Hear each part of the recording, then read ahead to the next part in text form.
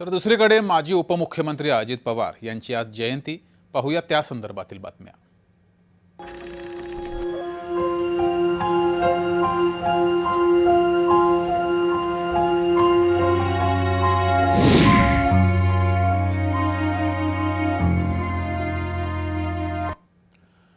दिवंगत माजी उपमुख्यमंत्री अजित पवार यांची आज जयंती.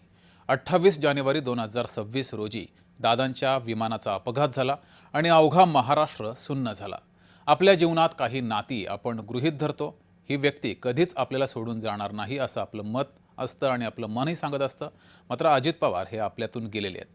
पाहूयात त्या संदर्भातील हा रिपोर्ट.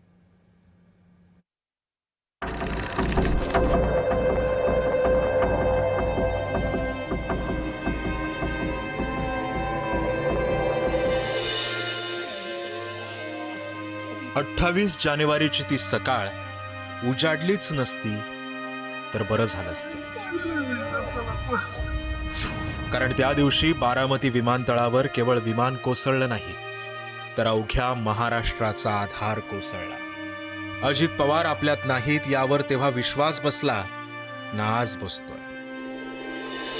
आपल्या खास खुमासदार शैलीत दादा आजही कुठेतरी सभा घेतायत असंच वाटतंय. अजित अनंतराव पवारांना महाराष्ट्र आजही दादाच म्हणतो. कारण अजित पवार हे प्रत्येकासाठी मोठ्या भावासारखेच होते. घरातला मोठा भाऊ कधी कधी चिडतो सुद्धा, उपदेशही करतो. कारण त्याला काळजी असते त्याच्या लहान भावंडांची, सर्वांचीच. अजित पवारांच्या मनातही सतत महाराष्ट्र असायचा. काही झालं तरी महाराष्ट्राचा विकास थांबला नाही पाहिजे असं ते नेहमी म्हणायचे. विकासाच्या आड त्यांनी कधीच कुणाला येऊ दिलं नाही. ना जात पाहिली, ना धर्म, ना पक्ष पाहिला, ना वैयक्तिक हितसंबंध. ध्यास घेतल्यासारखे दादा कायम काम करायचे. पहाटे 5ला सुरू झालेला दिवस हा रात्री 12 किंवा 1 वाजता संपायचा. दादा दिलखुलास होते, मनमोकळे होते. भर सभेमध्ये अतिउत्साही कार्यकर्त्यांना अनेकदा समजही द्यायचे.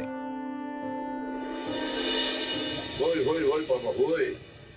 तर ही मला शिकवायला चाललंय. आता असं बोला, आता तसं बोला, हे असं करा, ही तसं करा. माझं पार्ट टक्कल ना टक्कल पडलंय तरी शिकवते. आता काय करू बाबाला.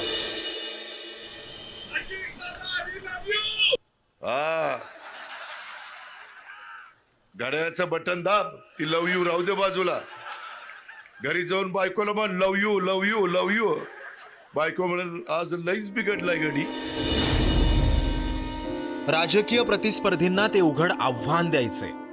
पण विरोधकांबद्दल त्यांनी कधीच अपशब्द वापरले नाहीत. 4 दशकांच्या राजकारणात दादांनी कधीच कमरेखालची वक्तव्य सुद्धा केली नाहीत. जातीयवादी विधानही केली नाहीत. कारण ते जबाबदारीची जाणीव असलेले आणि संवेदनशील नेते होते. गरज पडेल तेव्हा टीका करायचे, पण प्रसंगी कौतुकही करायचे. असं वागायला मन मोठं लागतं.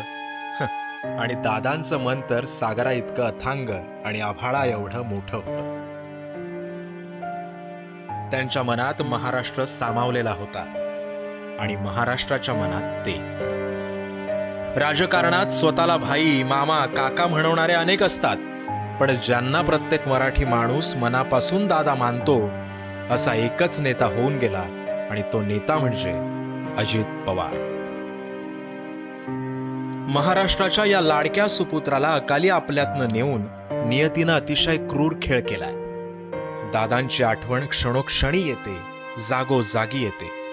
त्यांचं ते बोलणं, भरभर चालणं, अधिकाऱ्यांना प्रश्न विचारणं आणि हसू आल्यावर खळखळून हसणं, सगळं सतत आता आठवत राहतंय. महाराष्ट्राच्या लाडक्या दादांना जय महाराष्ट्र परिवारातर्फे भावपूर्ण श्रद्धांजली.